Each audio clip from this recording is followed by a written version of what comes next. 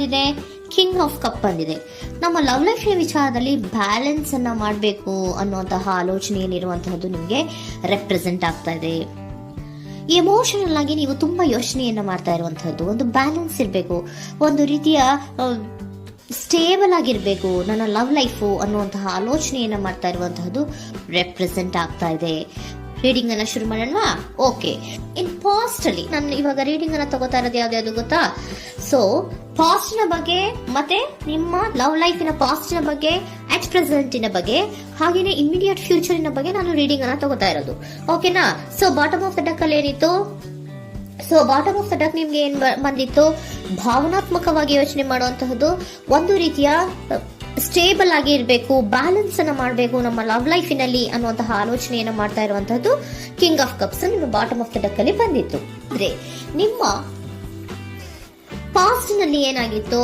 So ನೀವು ಬಹಳಷ್ಟು ಯೋಚನೆ ಮಾಡಿನೇ, ನಿಮ್ಮ ಅಂತರಾತ್ಮದ ಮಾತನ್ನ ಕೇಳಿಯೇ ನೀವು ಬಹಳಷ್ಟು ಯೋಚನೆಯನ್ನ ಮಾಡಿ ನೀವು ಕೆಲವೊಂದು ಪ್ರಪೋಸಲ್ ಗಳನ್ನ ಮಾಡಿರೋ, ನಿಮ್ಮ ಲವ್ ಲೈಫಿನ ವಿಚಾರದಲ್ಲಿ ಕೆಲವೊಂದು ಪ್ರಪೋಸಲ್ ಗಳನ್ನ ಮಾಡಿರುವಂತಹದ್ದು ಅಥವಾ ಪ್ರಪೋಸಲ್ ಗಳನ್ನ ನೀವು ಸ್ವೀಕರಿಸಿರುವಂತಹದ್ದು. ಓಕೆನಾ? ಸೊ ಎಮೋಷನಲ್ ಆಗಿ ಏನಾಗಿತ್ತು?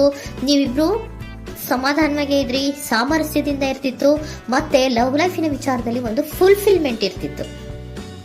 ಹೌದಾ? ನಿಮ್ಮ ಪಾಸ್ಟ್ ನಲ್ಲಿ ಬಹಳಷ್ಟು ಯೋಚನೆ ಮಾಡಿಯೇ ಕೆಲವೊಂದು ಫುಲ್ಫಿಲ್ಮೆಂಟ್ ಗಳಿರುತ್ತೆ ಅನ್ನುವಂತಹ ಆಲೋಚನೆಯನ್ನು ಮಾಡಿಯೇ ನೀವು ಕೆಲವೊಂದು ಪ್ರಪೋಸಲ್ ಗಳನ್ನ ಮಾಡಿರುವಂತಹದ್ದು ಅಥವಾ ಪ್ರಪೋಸಲ್ ಗಳನ್ನ ನೀವು ಸ್ವೀಕರಿಸಿರುವಂತಹದ್ದು ನಿಮ್ಮ ಲವ್ ಲೈಫಿನ ವಿಚಾರದಲ್ಲಿ ರೆಪ್ರೆಸೆಂಟ್ ಆಗ್ತಾ ಇದೆ. ಆದ್ರೆ ಅಟ್ ದ ಪ್ರೆಸೆಂಟ್ ನಲ್ಲಿ ಏನಾಗ್ತಾ ಇದೆ? ಅಟ್ ದ ಪ್ರೆಸೆಂಟ್ ನಲ್ಲಿ ನೀವ್ ಯಾಕೋ ಆಲೋಚನೆಯನ್ನ ಮಾಡ್ತಾ ಇರುವಂತಹದ್ದು ರೆಪ್ರೆಸೆಂಟ್ ಆಗ್ತಾ ಇದೆ ನಿಮ್ಮ ಲವ್ ಲೈಫಿನ ವಿಚಾರವಾಗಿ. ನೋಡಿ, 7 ಆಫ್ ಪೆಂಟಿಕಲ್ಸ್ ಬಂದಿದೆ. ಸೊ 7 ಆಫ್ ಪೆಂಟಿಕಲ್ಸ್ ಏನನ್ನ ರೆಪ್ರೆಸೆಂಟ್ ಮಾಡುತ್ತೆ? Period of contemplation. ಏನೋ ಒಂದು ಯೋಚನೆಯನ್ನ ಮಾಡ್ತಾ ಇರುವಂತಹದ್ದು ನಿಮಗೆ ರೆಪ್ರೆಸೆಂಟ್ ಆಗ್ತಾ ಇದೆ. ಯಾಕೋ ನನ್ನ ಲವ್ ಲೈಫಿನಲ್ಲಿ ಮುಂದೆ ಮುಂದೆ ಹೋಗ್ತಾ ಇಲ್ವಲ್ಲ, ಏನಿದು ಇಷ್ಟು ಸ್ಲೋ ಪ್ರೋಗ್ರೆಸ್ ಅಲ್ಲ ಅನ್ನುವಂತಹ ಆಲೋಚನೆಯನ್ನ ನೀವು ಮಾಡ್ತಾ ಇರುವಂತಹದ್ದು ರೆಪ್ರೆಸೆಂಟ್ ಆಗ್ತಾ ಇದೆ. ಲಾಂಗ್ ಟರ್ಮಿನ ವ್ಯೂಸಿನ ಬಗ್ಗೆ ನೀವು ಹೆಚ್ಚು ಗಮನವನ್ನ ಕೊಡ್ತಾ ಇದ್ದೀರಾ. ಸೊ ನಮ್ಮ ಲವ್ ಲೈಫ್ ಏನೋದು ಲಾಂಗ್ ಟರ್ಮಿನಲ್ಲಿ ಕೂಡ ನಮಗೆ ಚೆನ್ನಾಗಿರ್ಬೇಕು. ಆದ್ರೆ ಯಾಕೆ ಏನೋ ಒಂದು ರೀತಿಯ ಪ್ರೋಗ್ರೆಸ್ ಇಲ್ವಲ್ಲ ಲವ್ ಲೈಫಿನಲ್ಲಿ, ಒಂದು ರೀತಿಯ ಖುಷಿ, ಸಂತೋಷ, ಸಮಾಧಾನ ಯಾಕಿಲ್ಲ ಅನ್ನುವಂತಹ ಆಲೋಚನೆಯನ್ನ ಮಾಡ್ತಾ ಇರುವಂತಹದ್ದು ಅಟ್ ಪ್ರೆಸೆಂಟ್ ಅಲ್ಲಿ ರೆಪ್ರೆಸೆಂಟ್ ಆಗ್ತಾ ಇದೆ. ಯಾಕೆ ಹಾಗೆ ರೆಪ್ರೆಸೆಂಟ್ ಆಗ್ತಾ ಇದೆ ಅಂದ್ರೆ ನೋಡಿ, devil card and 8 of cups. Devil card ಯಾಕೆ ರೆಪ್ರೆಸೆಂಟ್ ಆಗಿದೆ? ಅಡಿಕ್ಷನ್. ನೀವು ಅವ್ರನ್ನ ತುಂಬಾ ಅಡಿಕ್ಟ್ ಆಗ್ಬಿಟ್ಟಿದ್ದೀರಾ, ಅಂದ್ರೆ ಅವ್ರನ್ನ ತುಂಬಾ ಹಚ್ಕೊಂಡ್ಬಿಟ್ಟಿದ್ದೀರಾ, ನಿಮಗೆ ಅವ್ರನ್ನ ಬಿಟ್ಟಿರಕ್ ಆಗೋದಿಲ್ಲ.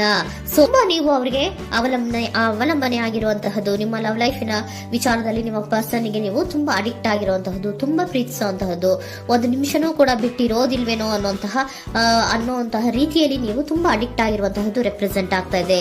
ಸೊ ಆ ಕಾರಣವಾಗಿಯೇ ನೀವು ಯೋಚನೆಯನ್ನ ಮಾಡ್ತಾ ಇದ್ದೀರಾ.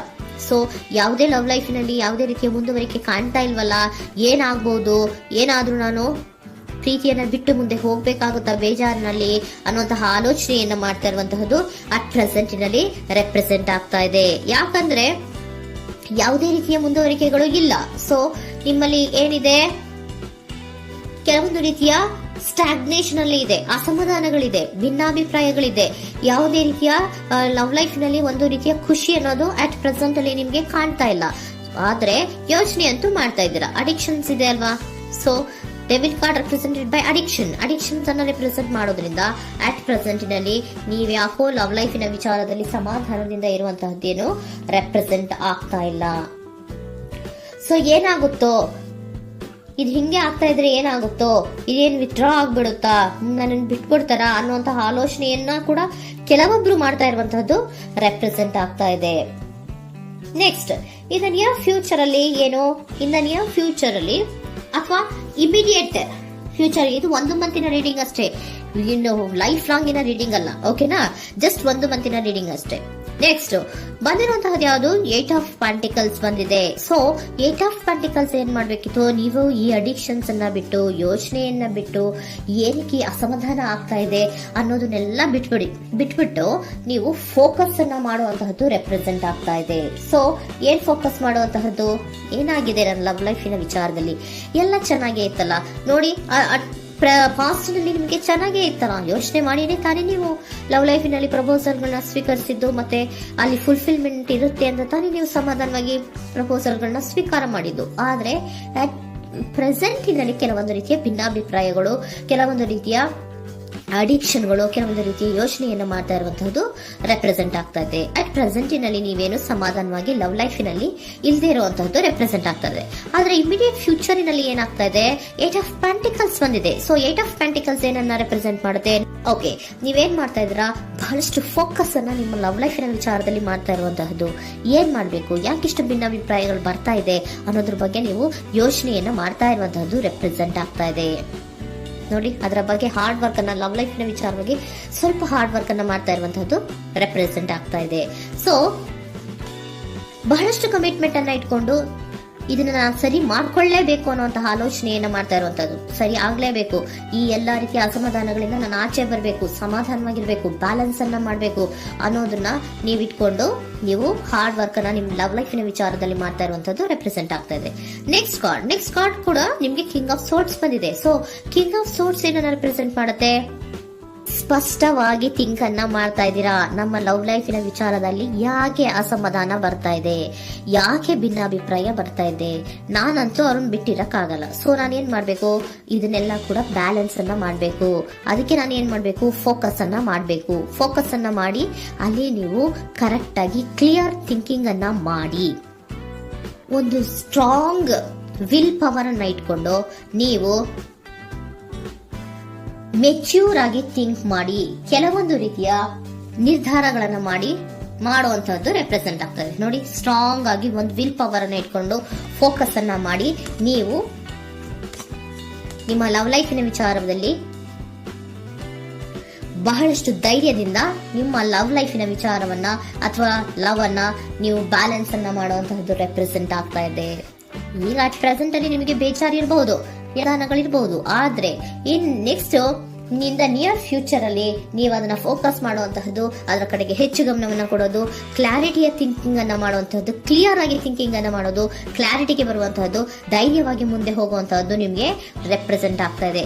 ಅದೇ ನಿಮಗೆ ಬಾಟಮ್ ಆಫ್ ದ ಡಕ್ ಬಂದಿರುವಂತಹದ್ದು ಕಂಡ್ರಿ, ಕಿಂಗ್ ಆಫ್ ಕಪ್ಸ್ ಬಂದಿದೆ. ಸೊ ಕಿಂಗ್ ಆಫ್ ಕಪ್ಸ್ ಏನು, ನೀವು ಭಾವನಾತ್ಮಕವಾಗಿ ಯೋಚನೆ ಮಾಡ್ತಿದ್ದೀರಾ, ನಿಮ್ಮ ಲವ್ ಲೈಫಿನ ವಿಚಾರದಲ್ಲಿ ಒಂದು ಬ್ಯಾಲೆನ್ಸ್ ಅನ್ನ ಮಾಡಬೇಕು ಅನ್ನುವಂತಹ ಆಲೋಚನೆಯನ್ನ ಮಾಡ್ತಾ ಇರುವಂತಹದ್ದು. ಓಕೆನಾ? ಹಾಗಿದ್ರೆ ಏಂಜಲ್ ಗೈಡೆನ್ಸ್ ನಿಮ್ಗೆ ಏನ್ ಕೊಡ್ತಾರೆ ಅನ್ನೋದನ್ನ ನೋಡೋಣ. Okay, B assertive, very good, trust. ನೋಡಿ, ದೃಢವಾಗಿ ಇರಿ, ಏನೂ ಆಗಿಲ್ಲ. ನೀವು ಅಷ್ಟೊಂದು ಯೋಚನೆಯನ್ನ ಮಾಡುವಂತಹದ್ದು ಏನೂ ಆಗಿಲ್ಲ. ಕೆಲವೊಂದು ರೀತಿಯ ವೇರಿಯೇಷನ್ಗಳಾಗಿರುತ್ತೆ.